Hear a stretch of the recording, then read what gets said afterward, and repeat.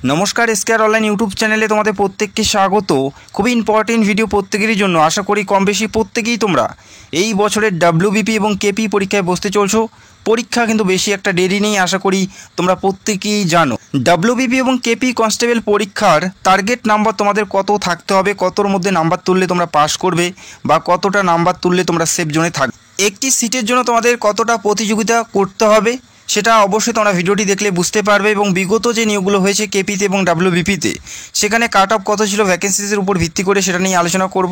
খুবই গুরুত্বপূর্ণ ভিডিও, অবশ্যই তোমরা ভিডিওটি সম্পূর্ণ দেখার চেষ্টা করো, বেশি একটা লম্বা হবে না, তো ভিডিওটি অবশ্যই সম্পূর্ণ দেখার চেষ্টা করো।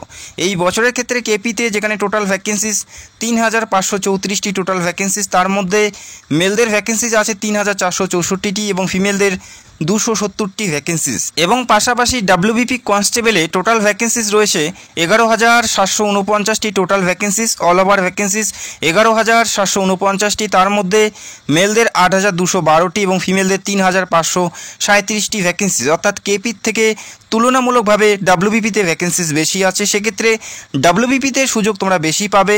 এবং সিলেকশন প্রসেসের ক্ষেত্রে দুটি পদের ক্ষেত্রে কেপি এবং ডব্লিউবিপিতে সিলেকশন প্রসেস ভিন্ন আছে, আশা করি কম বেশি প্রত্যেকেই জানো।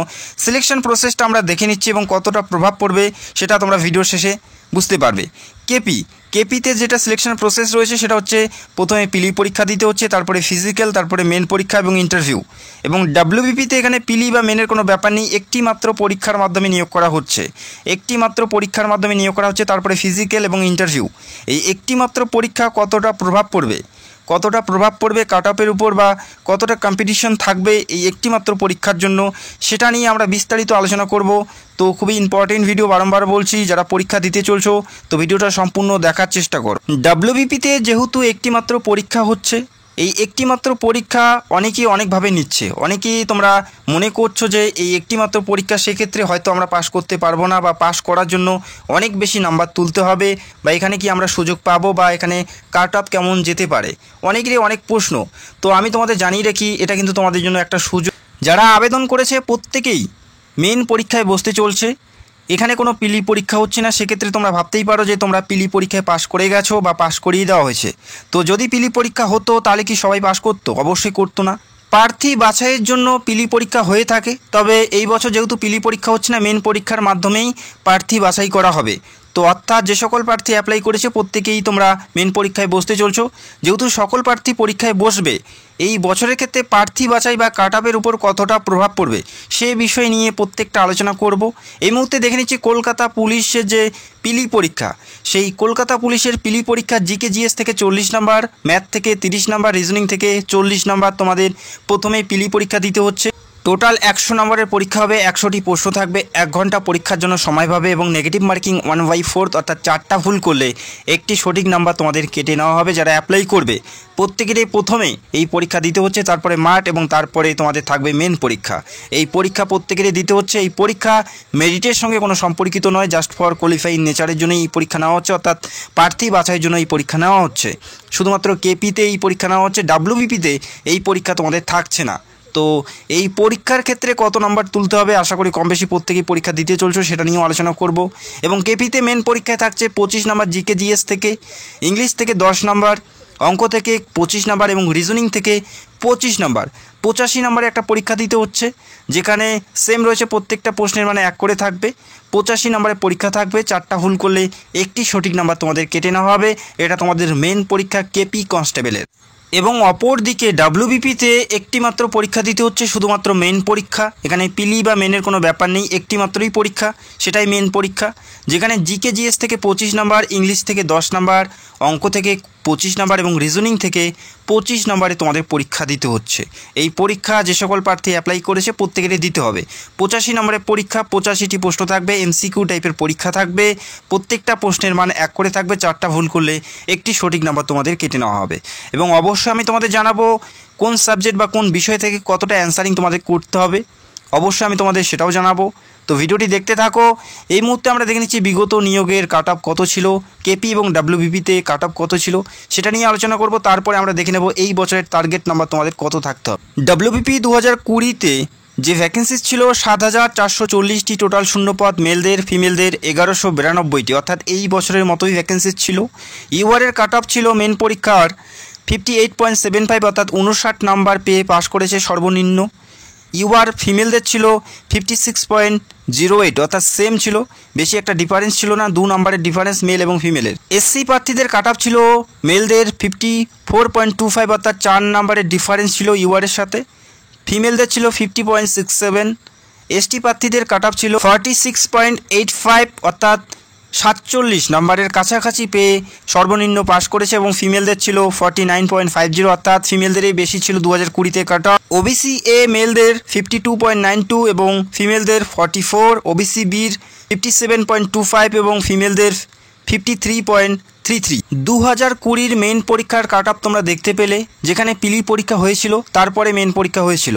তবে প্রার্থী বাছাই করা হয়েছিল পিলি পরীক্ষাতে এবং মাঠে, তারপরে মেন পরীক্ষা হয়েছিল। তবে এই বছরের ক্ষেত্রে তোমাদের পিলি পরীক্ষা থাকছে না, সরাসরি মেন পরীক্ষা। তবে এই পরীক্ষার ক্ষেত্রে তোমাদের টার্গেট নাম্বার কত থাকতে হবে ডাব্লিউবিপিতে, সেটা আমি তোমাদের জানাবো। এই মুহূর্তে দেখে নিচ্ছি কেপি কনস্টেবল 2022-এ যে নিয়োগটি হয়েছে সেই নিয়োগের মেন পরীক্ষার কাট অফ কত ছিল। 2022-এ নিয়োগ করা হয়েছে কেপিতে, সেখানে মেলদের ভ্যাকেন্সি ছিল 1410টি এবং ফিমেলদের ছিল 856টি ভ্যাকেন্সিস অনেকটাই কম, সেক্ষেত্রে কাট অফ তোমরা অনেকটাই বেশি দেখতে পারবে। আর এই বছরের ক্ষেত্রে ফিমেলদের ভ্যাকেন্সিস মাত্র 270টি, সেক্ষেত্রে এই বছরের ক্ষেত্রেও কাট অফ অনেকটাই বেশি যাবে এই বছরের ক্ষেত্রে। এই মুহূর্তে দেখে নিচ্ছি 2022-এর কেপি কনস্টেবল মেন পরীক্ষার কাট অফ ক্যাটাগরি ওয়াইজ। ইউআরের ছিল মেলদের 71 এবং ফিমেলের ইউআরের ছিল 58.83 এবং এসটি প্রার্থীর ছিল 50.67 এবং এসটি প্রার্থী ফিমেলদের ছিল 50.92, অর্থাৎ মেল এবং ফিমেলের কাট অফ কিন্তু প্রায় সেম। এরপরে দেখতে পাচ্ছ এসসি প্রার্থী 62.67 এবং ফিমেলদের ছিল 54.33 এবং ওবিসি এর ক্ষেত্রে ছিল 64.5 এবং ওবিসি এ ফিমেলদের ছিল 47.08। ওবিসি বির কাট অফ ছিল 68.83, অর্থাৎ ওবিসি এর থেকে ওবিসি বির কাট অফ অনেকটাই বেশি ছিল এবং ফিমেলদের ছিল 55.75। এটা 2022-এর কেপি কনস্টেবল মেন পরীক্ষার কাট অফ তোমরা দেখতে পেলে। তো এই বছরের ক্ষেত্রে কম্পিটিশন অনেকটাই বেশি হবে, কেননা অ্যাপ্লিকেশনের সংখ্যা অনেকটাই বেশি। কেপি কনস্টেবলে প্রথমে পিলি পরীক্ষা দিতে হচ্ছে 100 নাম্বারের। সেই পরীক্ষায় তোমাদের মিনিমাম 50 নাম্বার তোমাদের তুলতেই হবে, মিনিমাম 50% নাম্বার, অর্থাৎ 50 নাম্বার তোমাদের তুলতেই হবে পরবর্তী ধাপ, অর্থাৎ মাঠের জন্য ডাক পাওয়ার জন্য। তারপরেই তোমাদের মেন পরীক্ষা থাকবে, অর্থাৎ পিলি পরীক্ষায় তোমাদের 50% নাম্বার তুলতেই হবে, তবেই তোমরা এই কেপি কনস্টেবলে সেফ জোনে থাকবে, অর্থাৎ 50 নাম্বার তোমাদের তুলতেই হবে, তবেই তোমরা পরবর্তী ধাপের জন্য ডাক পাওয়ার সম্ভাবনা থাকবে। এরপরে আমরা দেখে নিচ্ছি ডাব্লিউবিপিতে যেহেতু একটি মাত্র পরীক্ষা হচ্ছে, ডাব্লিউবিপি কনস্টেবল পরীক্ষার টার্গেট নাম্বার তোমাদের থাকতে হবে 60 থেকে 65 নাম্বার। 60 থেকে 65, অর্থাৎ 60 থেকে 65 নাম্বার তোমাদের তুলতেই হবে, যে করেই হোক মিনিমাম তোমাদের এই নাম্বার তুলতেই হবে, তবেই তোমরা পরবর্তী ধাপে অর্থাৎ মাঠ অথবা মেরিট লিস্টে তোমাদের নাম থাকার সম্ভাবনা থাকবে। অর্থাৎ তোমাদের মিনিমাম 60 থেকে 65 নাম্বার তোমাদের তুলতেই হবে, তবেই তোমাদের হাতে সুযোগ থাকবে বা তবেই তোমরা সেফ জোনে থাকবে, বা এটাই তোমাদের টার্গেট নাম্বার মিনিমাম থাকতেই হবে, তবেই তোমরা সুযোগ পাবে। তো আশা করি তোমরা বুঝতে পারলে 60 থেকে 65 নাম্বার তোমাদের এনি হাউ তুলতেই হবে, কেননা এই বছরের ক্ষেত্রে আবেদনকারীর সংখ্যা প্রায় 10 লক্ষ প্লাস প্রার্থী এখানে অ্যাপ্লাই করেছে, 10 লক্ষ প্রার্থী এখানে পরীক্ষায় বসতে চলছে। আর এই বছর দেখবে প্রত্যেকটা প্রার্থী কিন্তু তার সর্বোচ্চ দিয়ে প্রিপারেশান নিচ্ছে বা প্রিপারেশান চালিয়ে যাচ্ছে, সেক্ষেত্রে কম্পিটিশান অনেকটাই বেশি থাকবে, যেখানে 60 থেকে 65 নাম্বার এটা মিনিমাম, এর থেকে যদি বেশি তুলতে পারো তবে আরও বেশি সুযোগ থাকবে। এবং কেপি কনস্টেবল মেন পরীক্ষার কাট অফ তোমরা দেখতেই পেলে 2022-এ, যেখানে ভ্যাকেন্সিস অনেকটাই কম ছিল তুলনামূলকভাবে, যেখানে মেলদের কাট অফ ছিল 71 এবং ফিমেলদের 58। তবে এই বছরের ক্ষেত্রেও ভ্যাকেন্সিস কিন্তু বেশি একটা নেই, তবে এই বছরেও কাট অফ অনেকটাই বেশি যাবে, অ্যাপ্লিকেশনের সংখ্যা বেশি এবং প্রিপারেশান প্রত্যেকেই নিচ্ছে, সেক্ষেত্রে কাট অফ অনেকটাই বেশি যাবে। যারা তোমরা ডাব্লিউবিপিতে একটি মাত্র পরীক্ষায় বসতে চলছো, তোমাদের মিনিমাম আবারও জানাচ্ছি 60 থেকে 65 নাম্বার তোমাদের তুলতেই হবে, যে করেই হোক তোমাদের এই নাম্বার তুলতেই হবে, তবেই তোমরা সেফ জোনে থাকবে। জিকে জিএস থেকে 25 নাম্বার, সেখানে তোমাদের এখানে 18 থেকে 20 নাম্বার তোমাদের তুলতেই হবে, 18 থেকে 20 নাম্বার এখানে তোমাদের তুলতেই হবে। ইংলিশ থেকে 5 নাম্বার, অঙ্ক এবং রিজনিং থেকে যেখানে টোটাল 50, এই 50-এর মধ্যে তোমাদের 40 থেকে 45 নম্বর তুলতেই হবে, তবেই তোমরা কিন্তু একটা ভালো স্কোর করতে পারবে। বোঝা গেল? যেখানে 10 লক্ষ প্রার্থী অ্যাপ্লাই করেছে, একটা বড় সংখ্যায় এখানে পরীক্ষায় বসতে চলছে, সেক্ষেত্রে তোমাদের এই যে মিনিমাম নাম্বার 60 থেকে 65 তোমাদের তুলতেই হবে, কোনো করার নেই। যথেষ্ট ভালো প্রিপারেশন নিতে হবে, যথেষ্ট ভালো তোমাদের পরীক্ষা দিতে হবে, তবেই তোমাদের হাতে সুযোগ থাকবে, না হলে কিন্তু কোনো সুযোগ নেই। এখানে প্রিপারেশন ছাড়া বা ভালো পরীক্ষা দেওয়া ছাড়া কোনো উপায় নেই। বোঝা গেল? পরীক্ষার কাট অফ কত যাবে সেটা না ভেবে বর্তমান যেটা তোমাদের করণীয় সেটা হচ্ছে প্রস্তুতি নেওয়া, কেননা বেশি একটা সময় তোমরা পাচ্ছ না। আর কিছুদিন, অর্থাৎ আর কয়েক মাস পরেই তোমাদের পরীক্ষা হচ্ছে। সেপ্টেম্বর মাসে পরীক্ষা হওয়ার সম্ভাবনা আছে, না হলে পুজোর পরে অর্থাৎ নভেম্বরে তোমাদের পরীক্ষা হওয়ার সম্ভাবনা সবথেকে বেশি আছে। তো আমি তোমাদের একটা কথাই বলবো, তোমাদের 100% দিয়ে তোমরা প্রিপারেশন করো, ভালো পরীক্ষা দেওয়ার চেষ্টা করো। বিগত যে সমস্ত নিয়োগগুলো হয়েছে সেই নিয়োগের যে মেন পরীক্ষার কোশ্চেন পেপারগুলো সলভ করো।